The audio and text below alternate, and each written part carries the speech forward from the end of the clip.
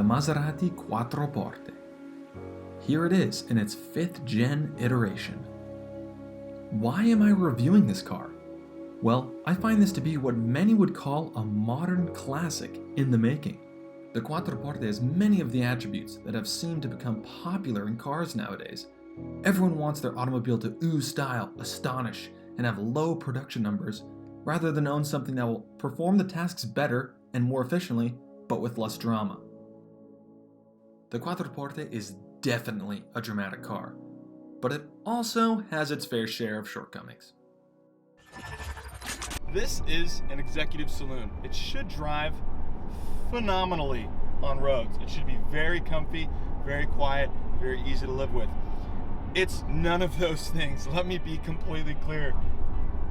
Its jarring ride in sport mode is enough to just brittle your bones. The gearbox is dim-witted in auto, and there's no sound deadening whatsoever.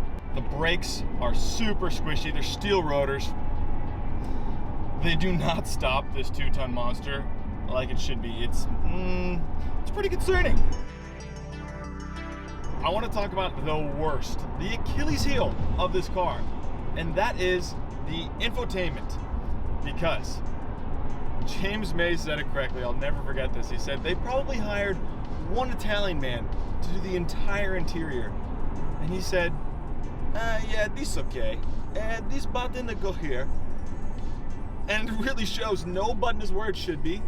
Nowadays, these things have the sticky buttons that you used to get in the Ferrari F430s and all those Ferraris from the 2000s. Same buttons here, so they're no less sticky. Alright, there have to be some upsides. What about the power? This thing is a 4.2 liter V8, making around 400 horsepower. Not that it matters at all because it is so damn heavy. It's basically 2 tons and then some change. And it really doesn't hustle like it should.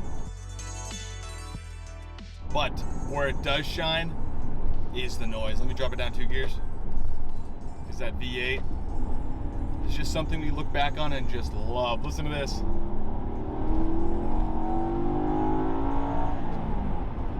Oh my God.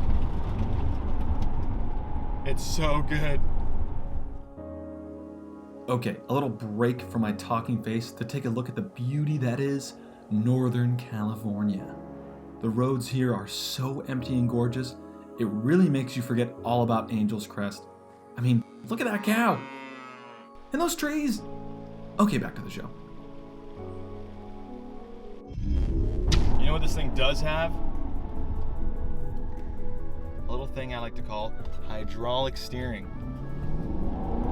The only cars nowadays that actually have them are McLarens, and they're hailed for having it because the connection from the asphalt to the tires to the steering column to my hands to my brain is just, it's telepathic. So this car kind of sits in a weird place now because it's not fast, it doesn't shift quickly, it doesn't ride well, but it has this amazing charm to it, especially now. Everyone from my generation wants, a car that's different, it's fun, and it kind of makes you feel something. You can always go buy an E63 that'll do everything this car does way better, but it won't do the looks better, it won't do the rarity better, it definitely won't do the sound better.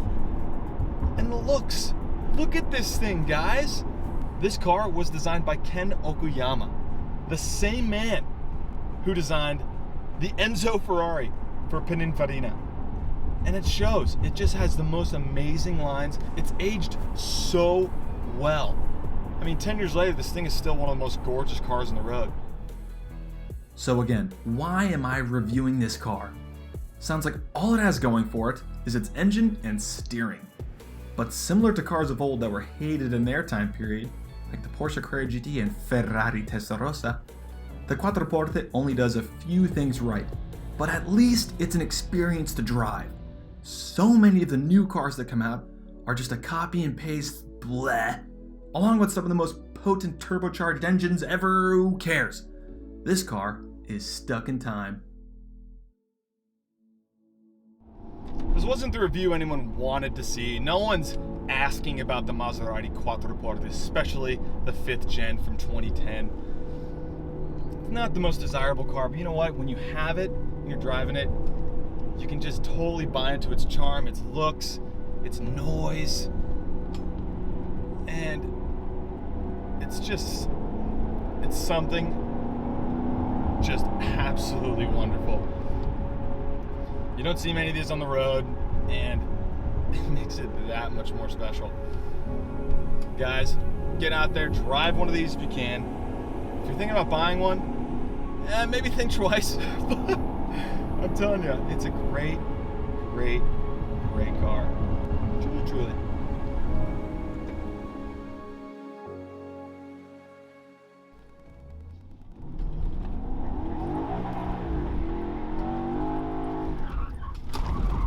Oh shit, oh shit, oh shit. Oh.